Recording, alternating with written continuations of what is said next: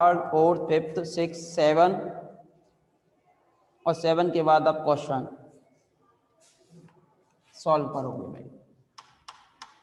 Third भी exercise के question है, जैसे कि question number first are given that D square minus D dash का square into Z X minus Y.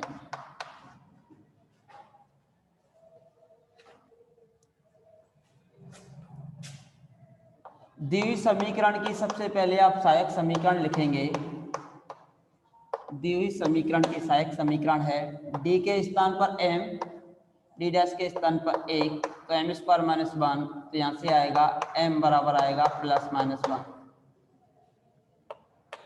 सी F लिखेंगे, दोनों मूल अलग अलग हैं तो ये आएगा, एक तो वन है तो वन एक्स आ जाएगा, एक माइनस वन है तो माइनस का एक्स आ जाएगा। Y plus m one x plus y plus m two x. ठीक है भाई, समीकरण नंबर 2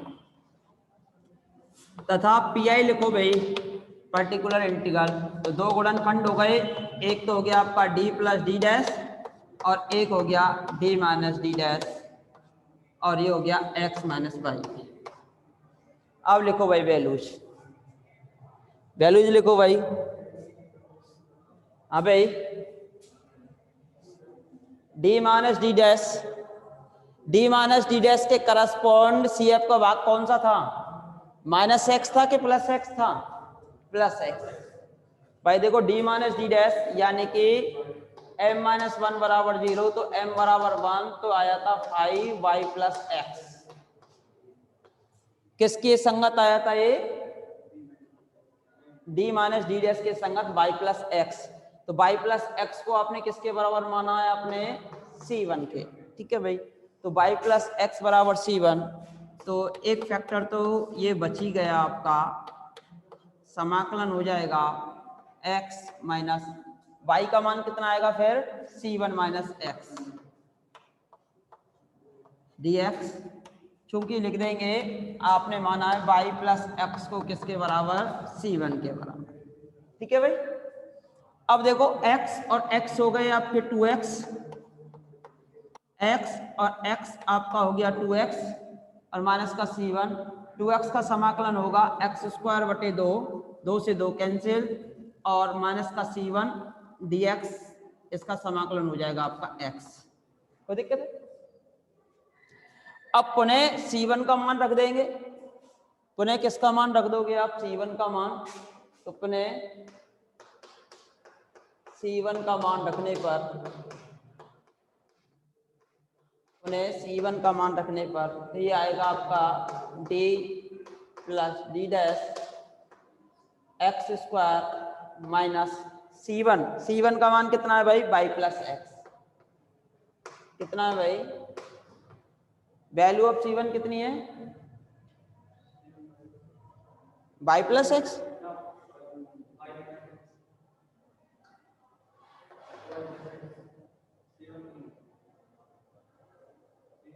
पुनः C1 का मान भी तो रखेंगे इसमें। कितना रख दिया? y प्लस एक्स इंटू में कितना है आपका? x।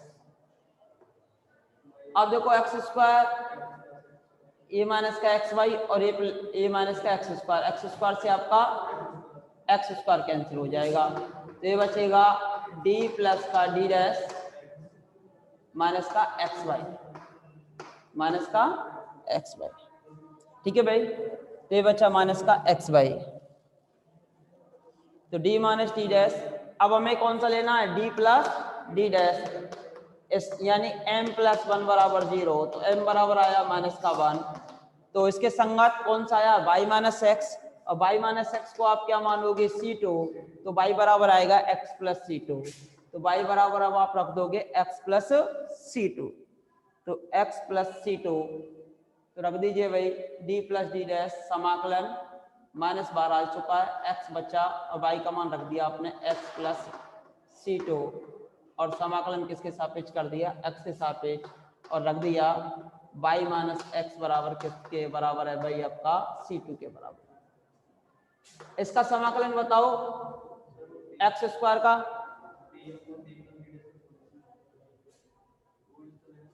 ये ले तो लिया, अभी तो लिया है,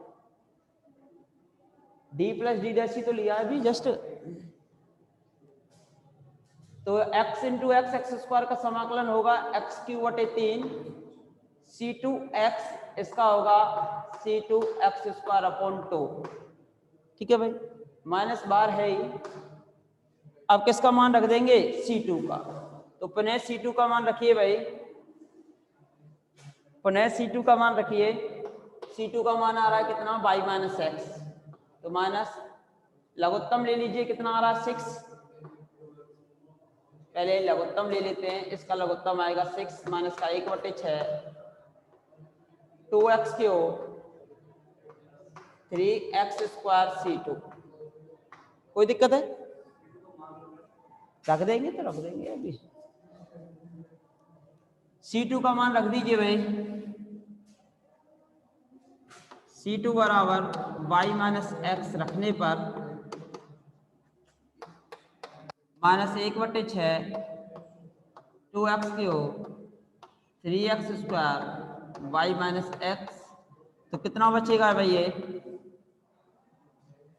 माइनस के 3x स्क्वायर प्लस के 2x क्यू माइनस का x क्यू, और यहाँ से प्लस के 3x square y, 3x square y minus का x क्यू कॉमन निकाल सकते हो, x स्क्वायर कॉमन, तो यहाँ से बचेगा आपके पास 3y माइनस एक्स। समीकरण नंबर 3। तो CF निकल गया और आपका PI निकल के आ गया। तो अब आप दिए हुए अवकल समीकरण का क्या लिख सकते हो, पूर्ण हल लिख सकते हो। तो यहाँ से लिख सकते हो समीकरण 1 का पूर्ण हल होगा, समीकरण 1 का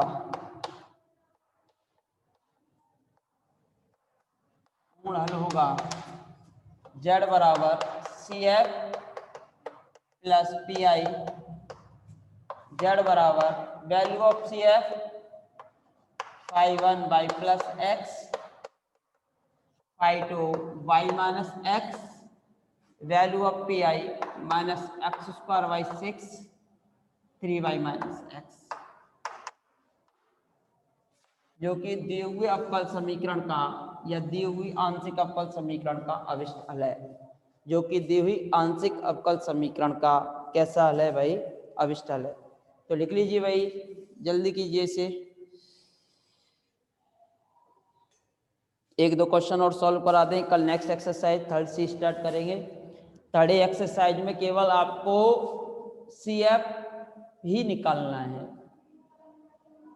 वेरी गुड, लिख लिया।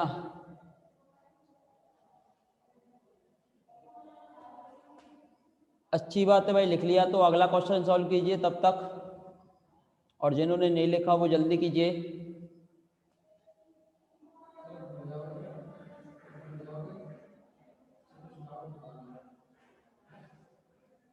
पूछ लेना भाई। तो देखिए भाई, इसके बाद नेक्स्ट क्वेश्चन,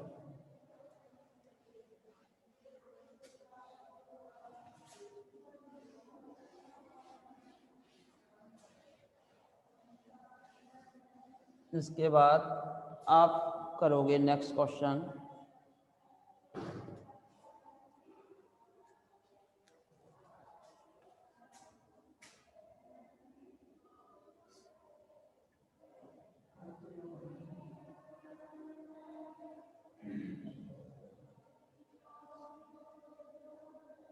जैसे क्वेश्चन नंबर 4,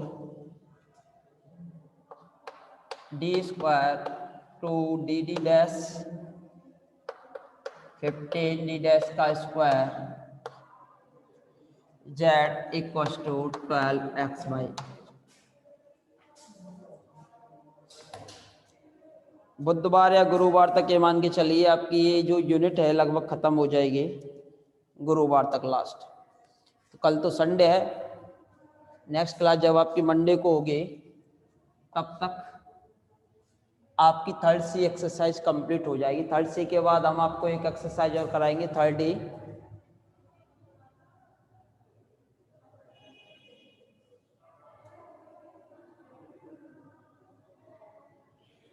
तो कल के बाद तो देखिए ये तो आपका समीकरण 1 है, तो सबसे पहले इसकी सहायक समीकरण लिखो भाई।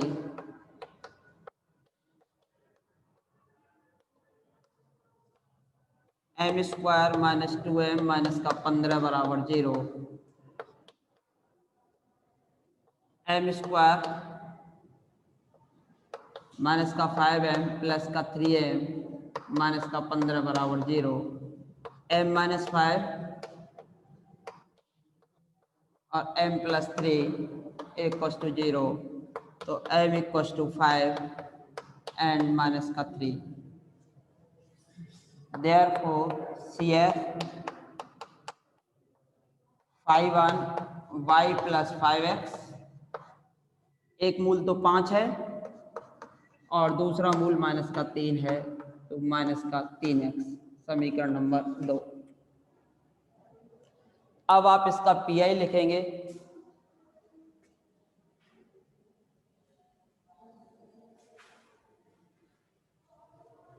अब आप इसका क्या लिखोगे भाई, पीआई। तो पीआई लिखिए भाई, पर्टिकुलर इंटीग्रल लिखिए इसका पीआई।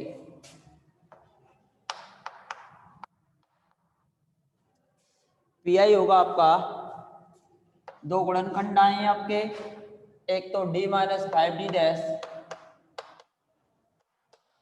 और एक आया आपका d प्लस के 3d डैश। यहाँ से बचा हुआ है आपका 12x/, तो 12 पे तो लगेगा ही नहीं, x/, पे लग जाएगा। ठीक है भाई। अब d प्लस 3d डैश के संगत y माइनस 3x आया था। कितना आया था, y माइनस 3x, तो y बराबर होगा 3x प्लस के c2, 3x प्लस के c2। तो रख दीजिए, समाकलन कर दीजिए 12 d माइनस के 5d डैश समाकलन x तो है ही, y के स्थान पे हो जाएगा आपका कितना, 3x प्लस के c2, 3x प्लस के c2 dx। यहाँ लिख देंगे चूंकि y माइनस 3x बराबर किसके बराबर था, c1 के, c1 लिख देते हैं इसको, कोई दिक्कत नहीं। पहले माना है तो पहले लिख देते हैं, दोबारा मानते तो दोबारा लिखते हैं। लिख लिया होगा भाई, मिटा दें इसको, बोलिए आगे बढ़े, मिटा दें भाई। सीएफ में तो कोई दिक्कत है ही नहीं आपको, पीआई में भी कोई दिक्कत नहीं है। तो देखिए इसके बाद बार है d minus 5d dash, d minus 5d dash समाकलन होगा इसका x³/3, तो 3 से 3 कैंसिल हो जाएगा, c1 x², तो इसका समाकलन होगा x²/2। कोई दिक्कत। अब पुनः किसका मान रख दें, पुनः c1 का मान रखने पर, c1 का मान रखने पर, तो पुनः c1 का मान रखिए भाई, कितना निकल के आएगा, c1 का मान 12d minus 5d dash x³, c1 की वैल्यू कितनी आएगी बताइए, y माइनस 3x, कितनी आएगी, y माइनस 3x x²/2। ठीक है भाई। अब क्या रखेंगे, इस गुणनखंड के लिए इसे सॉल्व करना है। ठीक है भाई। अब इस गुणनखंड के लिए इसे सॉल्व करना है, तो 12 समाकलन हो जाएगा इसके संगत y प्लस 5x, तो y बराबर होगा c2 माइनस 5x, तो x³ c2 माइनस 5x, ये x²/2 और इसका भी समाकलन, चूंकि y प्लस 5x किसके बराबर है आपका, c2 के बराबर लिया है, तो y बराबर हो जाएगा c2 minus 5x, c2 minus 5x। अब c2 माइनस 5x, अब इसे सॉल्व करेंगे, c2 माइनस 5x, तो ये बच्चा आपका 12, ये x³ ये C2 माइनस 8x अंदर मल्टीप्लाई कर दो तो ये होगा आपका कितना C2x² और 8x³ अपॉन में कितना आ रहा है भाई 2, कोई दिक्कत dx। अब देखिए कितनी बार डिवाइड हो जाएगा 4 बार, तो माइनस का 4 और ये प्लस का 1, तो कितने बचेंगे माइनस के 3x³, तो ये 12 चल ही रहा है, ये बचा माइनस के 3x³ और ये यहाँ से बच रहा है आपका C2x² अपॉन 2, और इसका समाकलन कर देंगे किसके सापेक्ष x के सापेक्ष। तो समाकलन कीजिए भाई, इधर कर रहे हैं इसका समाकलन, तो ये बच रहा है 12, इसका समाकलन होगा x³/3, 3 से 3 कैंसिल, सॉरी x4/4, तो माइनस का 3 x4 अपॉन 4, इसका होगा x³ अपॉन, तो C2 x³ अपॉन 6, ठीक है भाई। अब लघुत्तम कितना आएगा इसका 12 लघुत्तम, तो 12 से 12 कैंसिल हो जाएगा, ये हो जाएगा 9x4 और ये हो जाएगा 2C2x³। C2 का मान रखने पर, C2 का मान रखने पर C2 की वैल्यू कितनी है बताइए भाई, यहां से value of C2 y + 5x, तो ये हो जाएगा 9x4 तो y + 5x x³। इसे सॉल्व कीजिए, ये माइनस के 9x4 हैं और ये 5 दूनी 10x4 हैं, तो 10 में से 9 गए तो बचा x4 प्लस का 2y, ये आ गया आपका क्या निकल के भाई pi, क्या निकल के आ गया pi। समीकरण नंबर 3, समीकरण नंबर 3 निकल के आ गया भाई आपका। अब समीकरण नंबर 3, तो z बराबर क्या होगा, पूर्ण हल क्या होगा भाई आपका CF + PI, तो पूर्ण हल होगा z बराबर CF + PI, तो CF कितना था y + 5x और 5 तो y - 3x, PI निकला है आपका x4 + के 2y, जो कि दिए हुए अवकल समीकरण का अभिष्ट हल है, जो कि दिए हुए अवकल समीकरण का कैसा हल है भाई अभिष्ट हल है। तो लिख लीजिए भाई, जल्दी कीजिए इसे। अब हमारे इसके बाद जो अगली क्लास होगी वो होगी मंडे को हम इसकी 3rd एक्सरसाइज सी कराएंगे, इसमें शॉर्ट मेथड यानी कि छोटी विधियां, इसमें अब हम जो कराएंगे आपको शॉर्ट मेथड कराएंगे, लघु विधियों के द्वारा आप क्वेश्चंस को सॉल्व करेंगे। शॉर्ट मेथड 2x³ आएगा, कहाँ आएगा भाई 2x³ कहाँ आ रहा है भाई 2x³,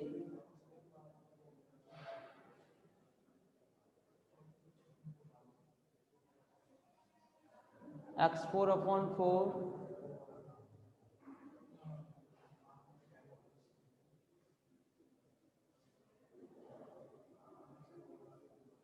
2/x³ आएगा, सही बात है 2/x³